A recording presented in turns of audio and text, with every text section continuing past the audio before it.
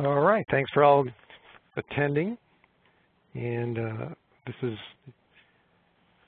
this week's edition of OptionVue Essentials. My name is Ken Dole, and I'll be taking you through a little bit about BackTrader today. And just before we get started, a little bit about my background. I've been a retail broker back in 04 to 08 period.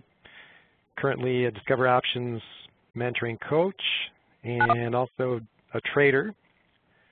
And I'm also helping out OptionVue clients as support. So quite a varied amount of duties. And I'm also trading in the midst of all this. And trading is my passion, of course. And another interesting day in the markets today. It's quite a battle going on between the bears and the bulls. Hard to say who's going to take this round here, but I'm leaning a little bit bearish just because of the seasonality. The sell in May and go away rule seems to be in play at the moment. We're starting to trend down a little bit.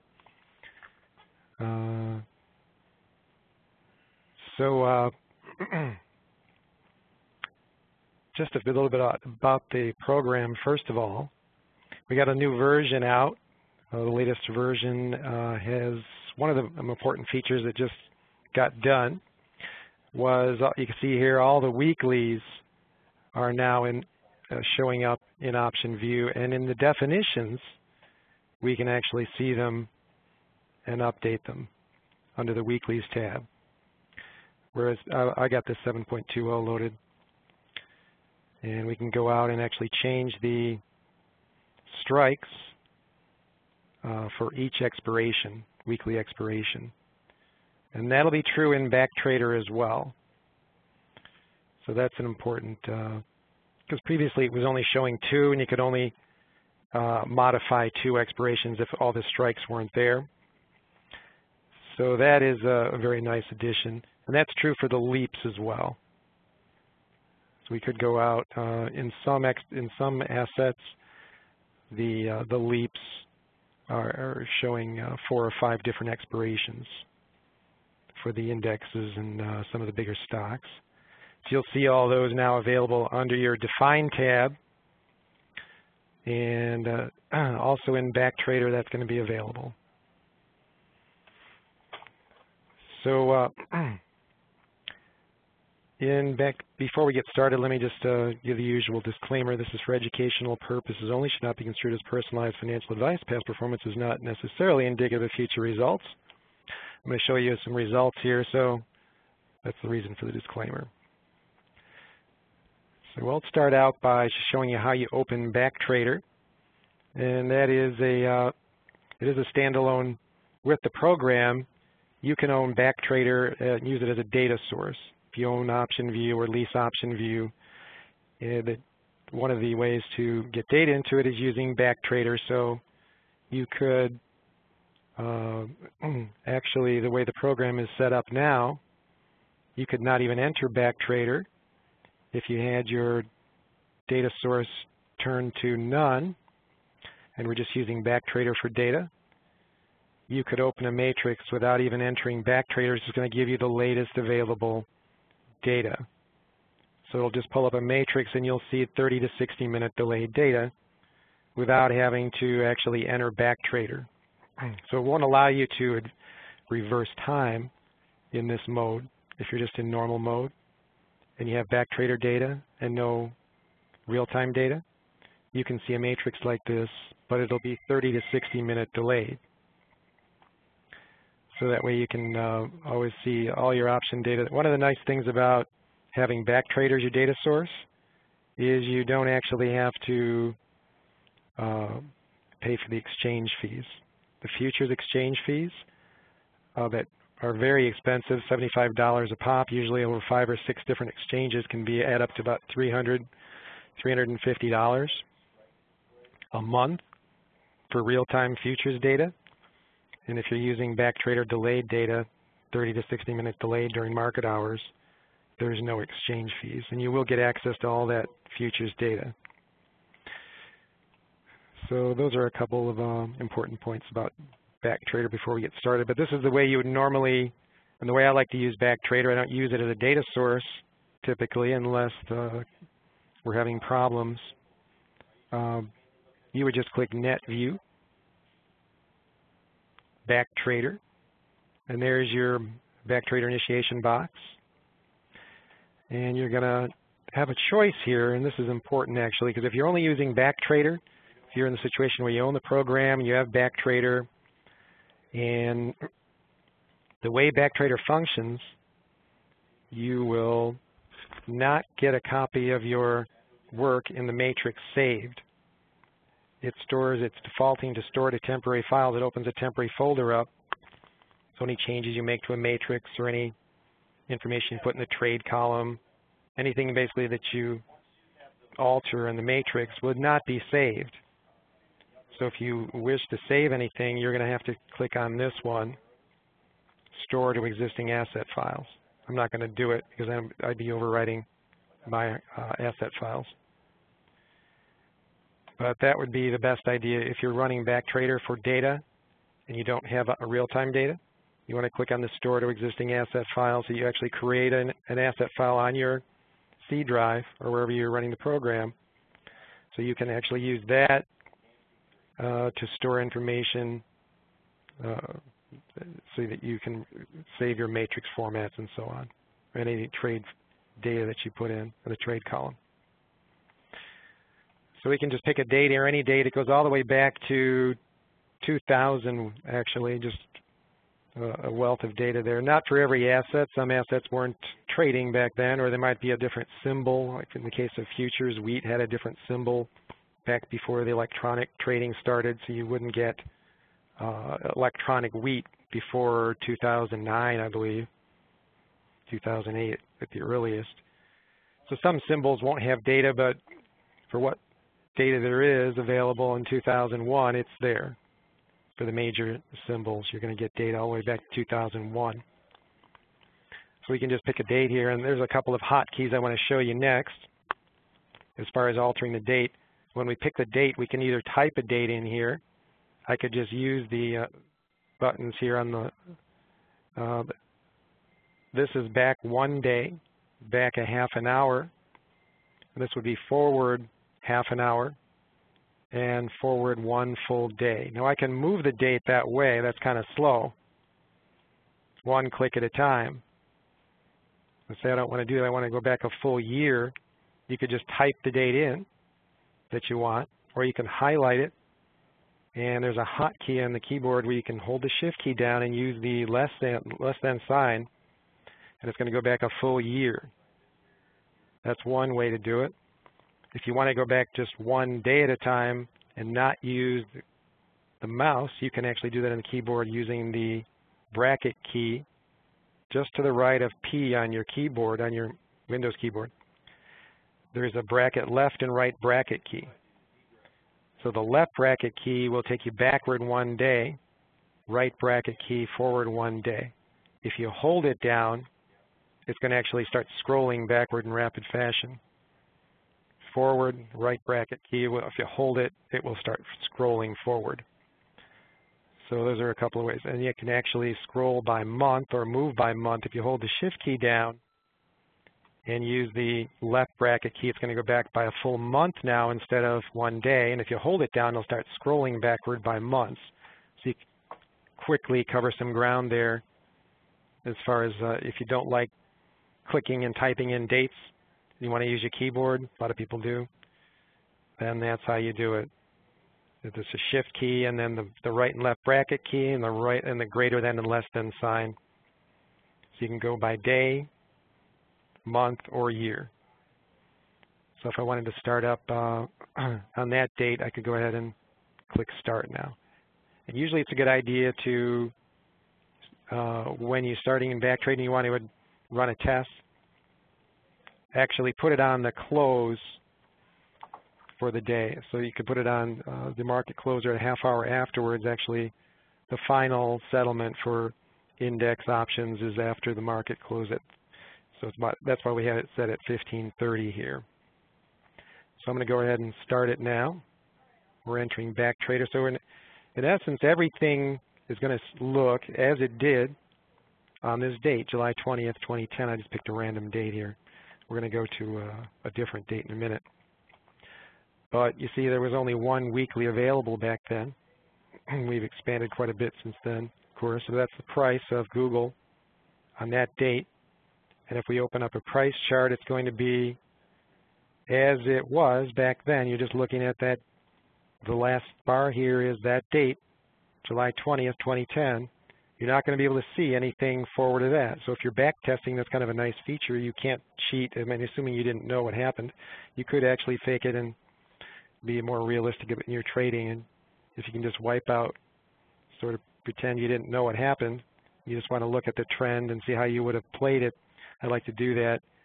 If I don't recall exactly how it went, the test becomes more realistic then because you're just playing what it looks like as if you were trading then, which is kind of fun. That way you're actually experiencing a more realistic trading, back testing experience. So we can draw in trend lines or anything that we could normally do. And all of the buttons in the program are going to actually be as of that date. We can put up the Volpe chart, volatility, the implied volatility is the blue line, brown line is the statistical volatility. With the exception that we can even use Trade Finder, Survey, OpScan is the exception. That's the one exception that does not work in BackTrader mode. It's real-time only for OpScan. But everything else is going to have a look just as if you were in that date. So when you're starting out a test, assume we wanted to, and if you listen to my last OptionVue Essentials, we talked about a butterfly test on Google. And I created a set of parameters or trading rules for the test. So when you start it up, you want to create an account with the same name. So this is a good idea because you can actually waste a lot of time and research if you went through a test and a couple of months later you go back and you might still have all the information saved in your transaction log. You can see here the trades that I've already saved on this particular test. But if 3 months later you went back and tried to figure out what exactly were you doing here, what rules were you using and so on, you may have a hard time reconstructing it. So the best idea is to actually create a document where you, and there's no place, there is a notes field available in certain windows on OptionVue, but I just prefer to put it in a Word document. And here was the original rules that I had set up for that test. So we're just creating profit target, what the asset is, slippage and commissions. We're putting slippage to none. Hold on just a sec.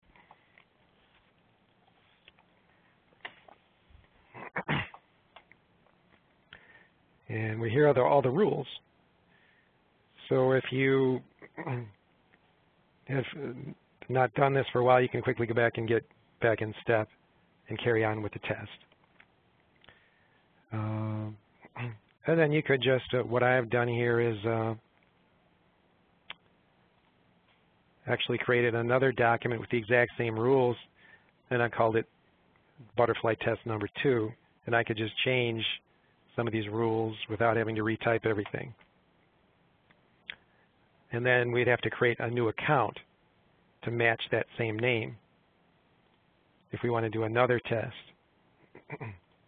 Back to, I can just open the drop down here or use the Info tab. If you haven't already got an account, then you do want to create one, because without an account to record your transactions, nothing will be saved in BackTrader. Anything you put in the trade column will not generate a profit or loss as you're moving forward or back in time. There's going to be no profit or loss and no record of account value either. So you won't get a performance result. So the first step is to go into BackTrader, create a new account. In this case, I'm going to start up with my second test. Assuming that this one didn't work out the way we wanted, we're going to create a new account now to compare results with some new rules. So I'm going to call it Google Butterfly 2. And it's not a track data or super account, so we just click OK. And we're going to put in, I believe I had put in 20,000 to start with here. You can put any amount in there. So now it's started. It's going to fill in this information the same way you had your previous account configured. Usually just put zeros in here for interest rate, pretty close anyway. Valuation, I take out slippage. I just don't want that variable in there, and the reason is because slippage can actually put you well below 0 when you're starting out, and it looks discouraging, frankly. So you want to just take slippage out, and you can always add in slippage at the end of a test. Just take out a certain percentage that you feel would be appropriate for whatever trading style you have, 3 to 5%.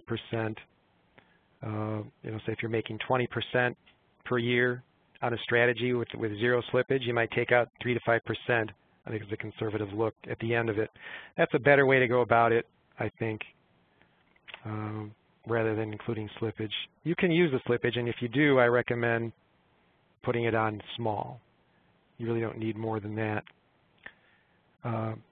Because from my experience as a trader, you're always putting it in at the mid price, and you're looking for a fill somewhere near there, which usually if you're trading with any degree of regularity, you're going to get pretty good at filling near the mid price.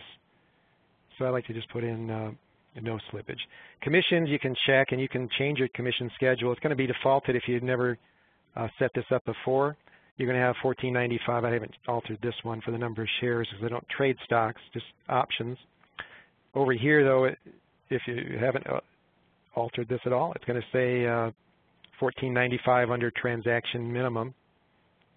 You're going to have a large. So if you're doing a test where you're just doing small lots, that could have a detrimental effect on your results. A $14.95 per option minimum. So what I've done is just put in $1 per contract, no base fee, no minimum, which is pretty typical for the discount brokers like Thinkorswim, which I'm using. So when you're set with that, just go ahead and click OK. Oh, by the way, the base fee would be something you would add your per option charge to. So if you had a $9.95 base fee, that would mean that if you traded 2 contracts, then you would add $2 to that base fee. But the minimum would be the same charge up to the time when your per option charge exceeded the minimum. So you'd have to trade 10 contracts then if you had a $9.95 minimum before you would exceed that minimum. It would always be $9.95 till then. And you can flip it to a breakover for price or number of contracts if that's available from your broker. So we're going to close this. Now we're ready to go here. The other important one is the gain loss to include previously realized gain losses. Check that box, and we're ready to go. We can connect to various brokerages. Track Data is one. Options Express, we have a way to send information from the matrix to their trade platform. And you can see here Trade Monster, under construction, not yet fully operational. So look for that in the future. But if you don't have any brokerage that you're linked to at the moment, then just leave that unchecked. So here we go. Okay, so we got our account set up.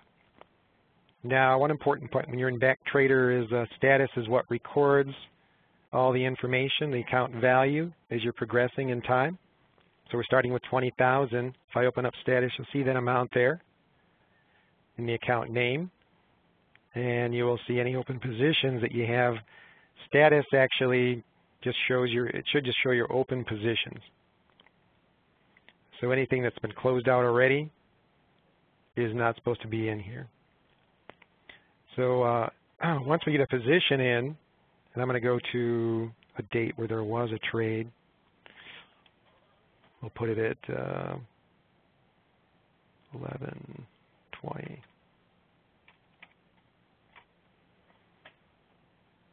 In this account, there's no trades, but I switch it back to this account. 10/26, 11/1. I'm looking for a date where there was a trade here. Okay.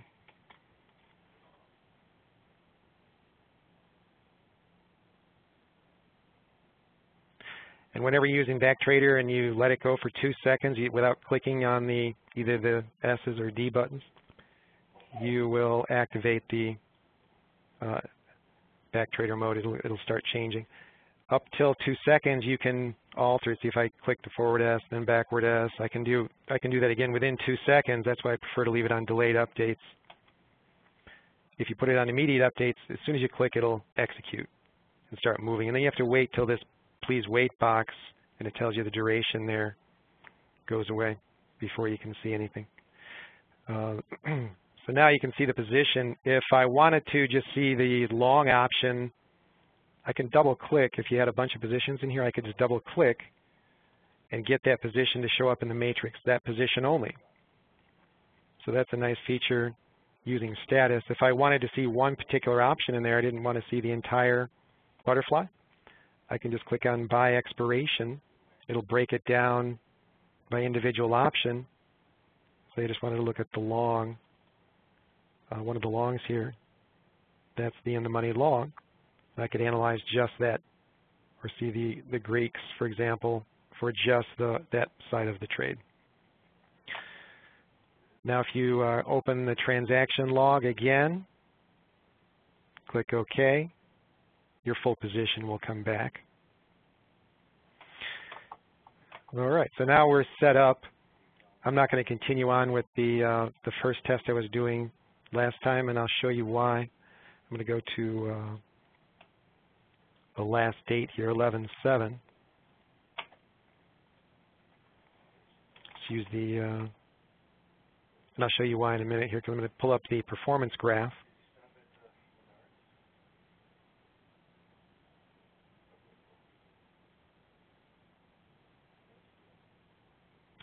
So it's important to realize that the performance graph is only going to show you whatever history you have in your price chart here in your equity curve until that date. So you can see it's only showing me till November 7th. I started on September 27th, and I ended on November 7th. So if there was any data beyond that, it wouldn't show up here because I'm in that date in BackTrader. But you can see why this test is, it started out great, and we had some trouble in the last couple of tries at this on the weekly butterfly because of earnings. The stock had run down. Take a look at the price chart here for a moment. So we had a big gap down in earnings, and it just chopped around and continued to head lower. So a couple of things happened as a result of that. The 10-point wide butterfly that I was using actually didn't produce a very good return after a couple or 3 days, which is what we're looking for, trying to get out before expiration. The reason is because the volatility had jumped up and it wasn't producing much of a variance, leaving you exposed as the market would start to move without any real benefit as time was going by. So you weren't realizing much in terms of time decay benefit, but you had all the exposure of a move against you directionally. So, and the other thing about weekly butterflies that I was finding out from this test is that if you are in a profit zone and you do get a move like this, even this bar here doesn't look that horrible, but when I was testing this, within a half an hour it jumped down to the point where instead of being profitable, it was at quite a loss. So it's a dangerous situation with these butterflies. So back to the price chart, the performance graph rather. So you can see by looking at this, and this is the whole purpose of back testing from my point of view. We want to see, first of all, is it profitable over a period of time in the various different markets? And secondly, is the drawdown something that you can live with? So you can see here we have a 19% peak So it's a peak to drawdown would be the peak to trough, the highest yield, down to the lowest point on the chart. In this case, it would be about 18 to -2, so about a 20% drawdown versus we're 2% negative right now on the whole test. So at this point, if that was not within your risk tolerance, shall we say, then you just want to start a new test and see if different rules would make a better result over the same time period. So that's what we can do right now. So we started a new account. We'll go to that one. And we're going to go back to that same date on September 27th. I'll just use the hotkey and scroll back. Left bracket key. So there it is. We're going to start up.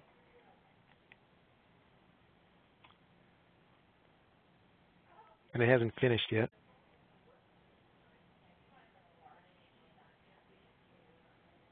Okay, so there's where we were.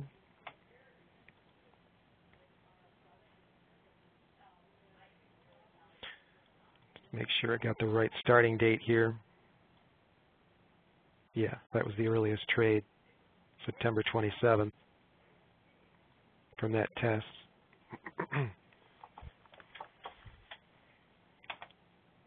So in order of sequence here, you want to start up BackTrader, create an account using info if you don't already have one, and then open up status.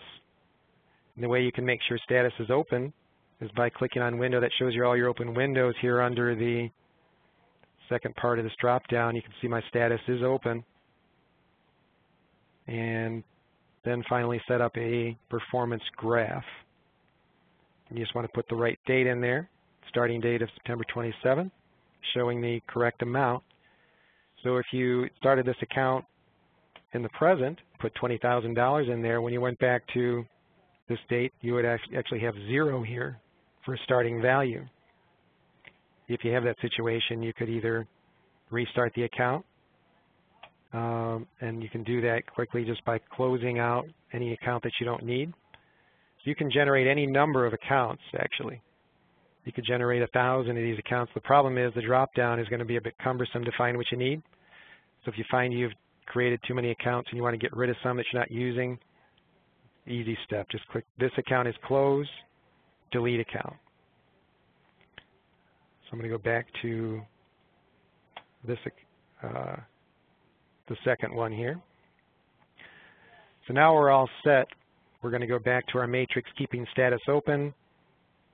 And you can get to it from the Window tab. We can navigate to all of our open windows using the Window tab here. Window, Matrix. And we're going to put in, we're going to change the rules around just a little bit, so that's the next step. We got our open. So what I was finding was perhaps a 10-point wide butterfly was not going to work. It was just too easy to go outside the profit zone. So we'll try it with a 20-point wide and see if that will work any better. And we're going to set the stop loss. And what I was finding was even if you set the stop loss at 20%, we were still sometimes going beyond that, even using the half-hour advance in BackTrader to get it to a fine-tune your stop. It's hard to hit that 20% exactly if you're going, if it gaps overnight on you. In one case, it went from profitability to the next morning it was down 60%. There was nothing in between, so you're forced to take the 60% loss. So what I'm going to do is change this to set stop at the expiration break even for the butterfly as an alternate rule. And I'm going to set my profit target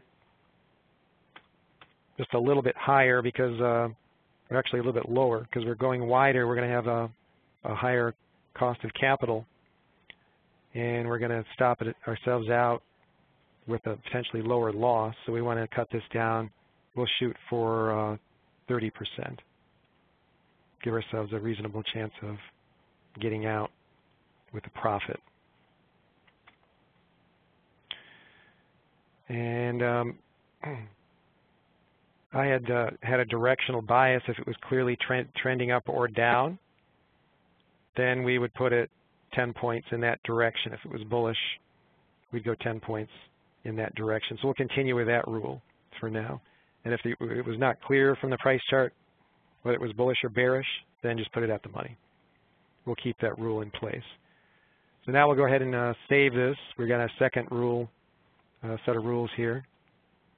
And now we're ready to start test number 2. If we didn't like the results, so there's no point in running through a year of testing in which you already realized from the 20% drawdown, if that was too much of a drawdown for you, there's no point in continuing the test. You wouldn't use that strategy. So we can just start a new one and run it through and see if that would exceed the results of the first one. And so that performance graph that we created with the proper amount, starting amount to give you the yield on the whole account, return on equity, is crucial to back testing and to having a valuable set of data out of your back testing and not just coming up with an end result. That is just a one piece of the information that you get from back testing. So you want to have that performance graph. All right, so we're going to use an at-the-money butterfly on the weekly with 1 week to expiration or more. That's the rule. So we're starting in bull mode here. We'll assume it's bullish. We're going to continue up. We're going to put it at a 770 strike. So here we go with the 770 butterfly. And I want to use up about 20% of my account allocation. So whatever that would be, I'll start out with a 20 lot and see what that would do. We're going to go 20 points wide instead of what I was doing before. Let's see here. We're at 756. We're going to go up to 765 then as our center strike, 10 points higher. I want to go 20 points wide for the longs.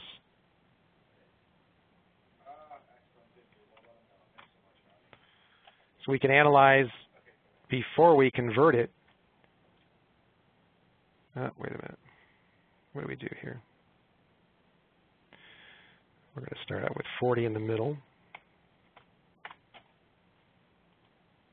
There's our butterfly. And we're positioning it bullishly if it goes up.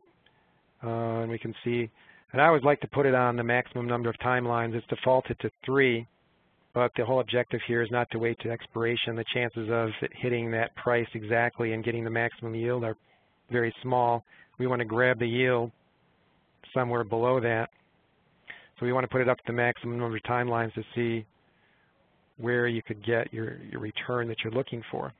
So if we're targeting 30%, you can see here in 5 days, that would be a perfect exit. If it was anywhere between, then I would just click and drag the little slide rule at the bottom here. You can see down below, when I left click and drag it, you can see all the results in the green box below the yield and all the Greeks. So I can see from a price of 755, I make a 30% return in 5 days because I'm clicked on that timeline on the legend here. You can also change timelines by clicking right on the graph itself. So I just want to make sure before I put the trade in that I can actually hit my target within a reasonable range of prices. So I can start here 30% at that price all the way up to about 7. So I got a decent range of price here, where about 15 points, maybe a little less, where I could hit my target in 5 days. So that is reasonable. So we're going to go ahead and convert the trade. And so here we go.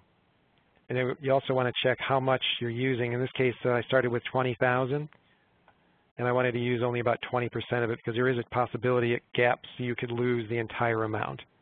So you'd be wiped out. So we want to cut that down to where it was only using about 4,000. So I'll just do a little bit of quick math here. We'll use 12. 6 for the longs. So that gives me about 4,000. That's what I'm after. I'm going to use about 20% of the account. I'm going to convert it over. That puts it in the existing position column. If you set your matrix format up in this fashion, then you can see quickly what your existing position is, any Greeks that you want to see, any other column parameters. I like to put it in a wider. It's defaulted to just a 1 by 3, but I like to make it into a 1 by 6 and show more data. And if you have the widescreen computer monitor, you can still fit plenty of expiration series in there. So here we go. We're going to start up advancing 1 day at a time at first at the close or just beyond the half hour after. And I'll advance 1 day at a time. You can watch the results down below.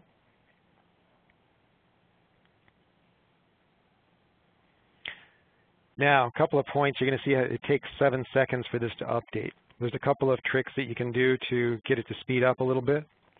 First would be to close out your quotes display, because every time you update every single, you can see I got a lot of tabs here, a lot of symbols. I could actually close out the quotes display and still keep the matrix open so it doesn't have to update all those symbols. I want to keep status open. And I can keep the price chart open, but I don't need the quotes display to update every time I advance. So we'll see if, in this case, you can see just down here, it minimized it. There it is. That's a little tricky. So take note. If you can't then open your matrix, it's minimized in the lower left. Not sure why it does that, but anyway, that's where it goes. So now we've got all our, you can see in status, we have a profit of $192. And back to the matrix. If you want to navigate back to the matrix, don't close out status, easy to do. You just close it out here, and then you get no record of your account value as you're advancing. So you can see now if I look at my performance graph, I got a 1 day record. Now if you just got the idea, I just want to speed this up, I'll just advance to the 5 day period and see what it looks like then and either close out the trade or you wouldn't actually get data on these dates in between. It would just be a straight line from the 27th to 5 days forward with no data in between. It's just drawing a straight line from where you started to where you advance next. That eliminates a lot of the value of doing this performance graph, which is you want to know all the peaks and the troughs. You want to know the maximum drawdown. So for that, I would suggest that you always advance 1 day at a time, or maybe 2 at the most if you're doing a longer term test on 3-month options where you don't need to see it every day. But for weeklies, certainly you want to see every day because things can change pretty rapidly. So that's important. So now if I wanted to get back to my matrix, just open the window, click matrix, there I am back again. So now I'll advance 1 more day.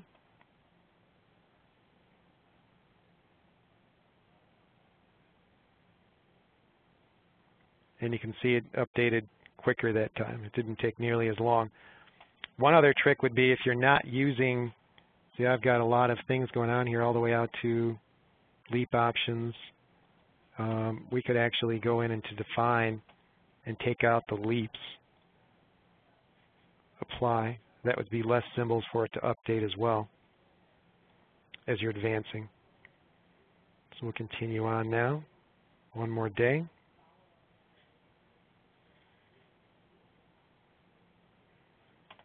And so what we could do here, if we want to, instead of clicking on Analyze, we want to get to the existing position. There we go, sorry. If you click on T, it's just going to show you down in the summary below only trades. Since there were no trades, we're just showing 0. If you click on B, it'll show you both a proposed trade or an adjustment and your existing position. If you click on the E for existing, it'll show you your current position. So if we wanted to find out what our yield is based on, I mean, you can quickly see it's about 25%, but if you want to see exactly, just go to the Analyze screen, put your cursor on the black dot, and hold it there for a moment. And there you can see 27%. So now that I'm close to my target, all I need is 30% now to get out of this trade. So I'm either going to have a 30% winner, or if it just drops a few points here, you can see I'm going to have to get out because it's going to hit the expiration break even. So I want to start advancing 1/2 hour at a time. I could minimize the graph. Let's go back to the matrix for a moment. If you first of all, start by restoring down the matrix. I'll show you a way that you can speed this up a little bit. Instead of flipping back and forth, we can leave this in resized form, restored down.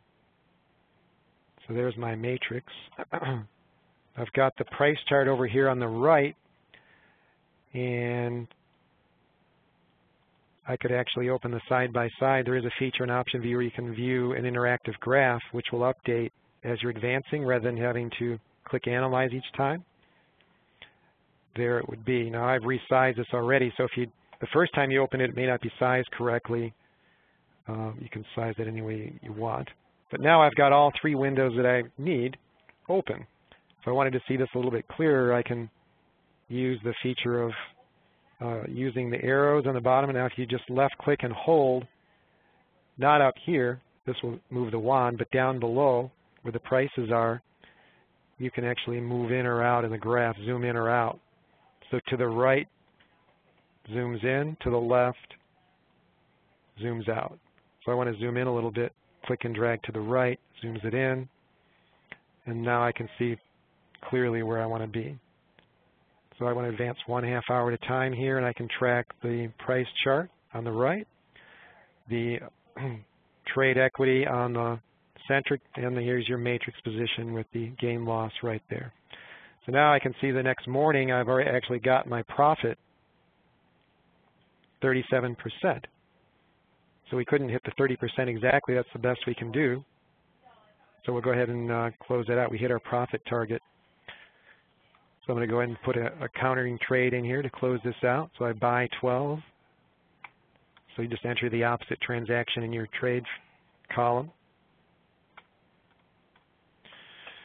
And then convert, and it will disappear. The position will disappear. And so will the analyzed graph until you put a new position in. So now we'll check out our report and see where we are at as far as a performance graph. So there it was. As we advanced every day, that was our results. We ended up with a 7.5% return on equity, or the entire account of $20,000, where we made 37%. If you made a note of that as we were closing out, we hit the 37% return on invested capital, or return on the trade.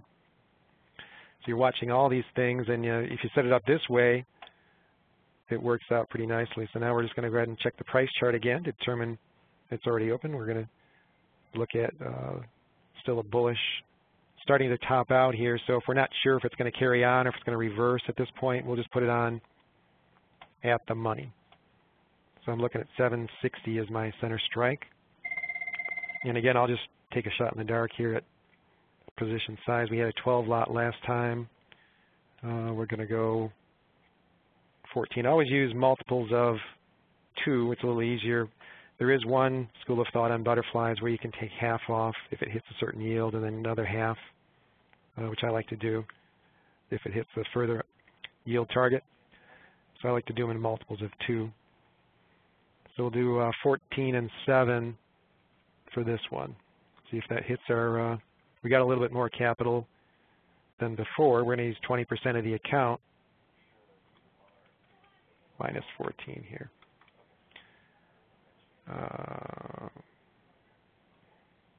Again, I'm on existing, so that's why it's not showing down below. So we're at,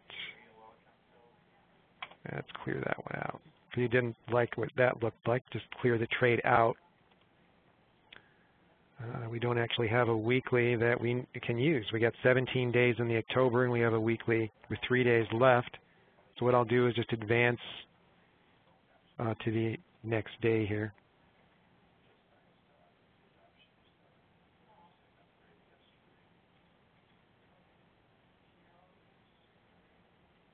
By the way, if I use this pencil eraser, you can clear out everything, which I don't suggest, but if you just want to clear out any trades you've entered, that's the quick way to do it rather than deleting them individually.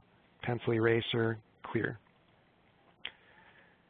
So now we've got the weekly 9 that we're after. You can enter any time during the day, but if you're advancing through, then go back to the close so you can see the full range of price during the day. That will tell you if you would have hit your stop, and it will give you the full range of price. Just easier to, and on the full range of price bar on the chart, the price chart as well.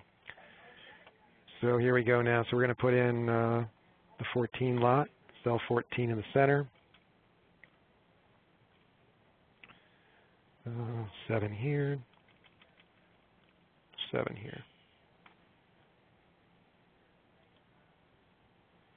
There's the graph.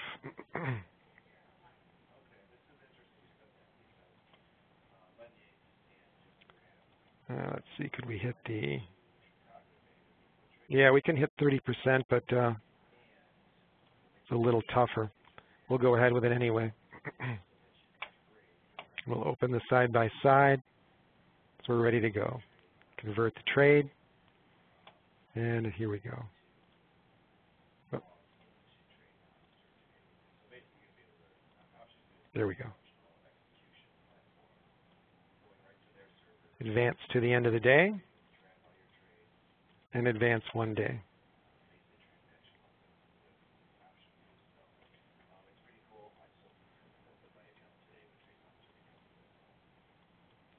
Zoom in a little bit. So we can see here already in 1 day we're up 16%. We'll go 1 more day.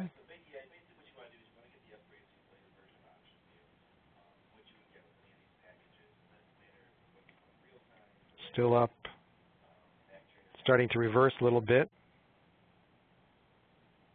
16%. 1 more day. And the rule in this particular test was if I got to the Thursday before expiration, we just close it out. We don't play expiration day. So you can see here we surpassed our stop. So what we would do is just back it up a day. And that's an important point, actually, that I want to discuss. Because a number of clients have called with this question. Why would your Greeks be different if you advanced to a certain date and then move forward a couple of days or a week and then backed up to the exact same date with the exact same matrix, and your Greeks could be different? Well, the reason is because you've actually got the variable volatility model creating values for the Greeks and for your option prices on the graphical analysis.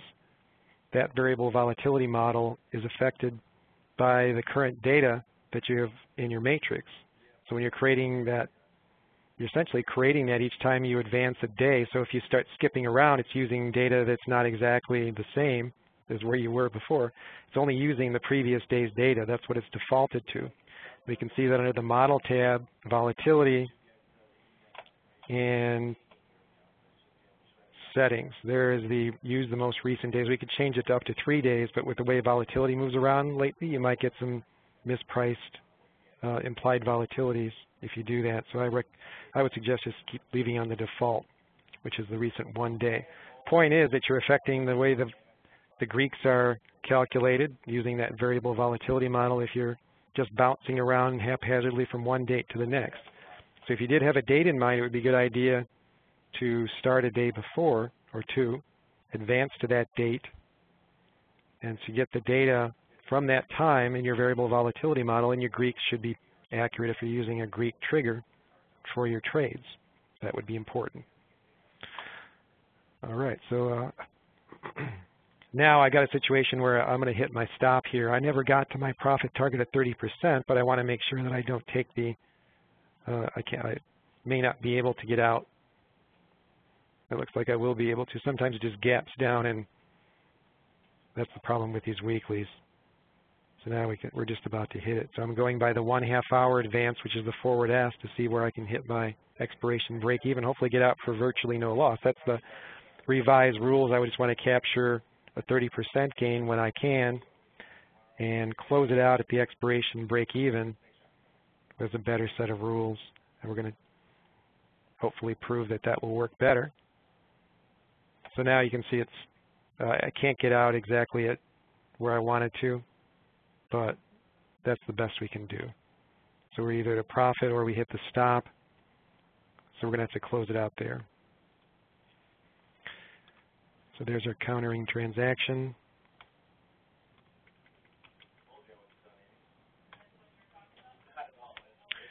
Convert that. It's gone. Back to the performance graph. So you can see now we ended up pretty much back to break even. So it's a tough game, but hopefully it proves the usefulness of BackTrader in creating a strategy. I'm not saying this is a good strategy. It's just that for demonstration purposes, you get the point. But that graph then, if you compare it to the previous graph, is what we want to do. Back to the performance graph there. You can see how that one was doing. In that case, we actually came out with a little bit better result. But over the period of a couple of trades doesn't make any difference. But you just carry that forward then for 3 months or whatever the period was and compare those performance graphs one to another. That would tell you which strategy, which rules, set of rules you'd rather be using. All right, I see we're coming up to about 50 minutes, and hopefully I haven't bored you out of your mind with all this. But that's my take on how to use BackTrader efficiently to create a strategy or backtest any strategy. And hopefully you've gotten some good ideas from what I've showed you. So I'm going to get out of the desktop sharing here just for a moment. Somebody asked, Leon asks, what is backtesting? How could we do it with Thinkorswim? They have Thinkorswim has a feature called ThinkBack. They actually don't have as much data as we have available in OptionVue. I'm not sure if it's what time frame it's using. I believe it's just end of day data you can backtest in ThinkBack. BackTrader, though, is not that expensive of a feature if you're using OptionVue. You can talk to your product rep about that. That's all I see here. All right, thanks to everyone for attending, and I'll talk to you again. I just want to keep going with because there's so much to do on BackTrader, and I've spent countless hours at it. And the more time you spend with it, I think the more user-friendly it becomes. It is a bit of a learning curve, as you can see, but it's well worth it.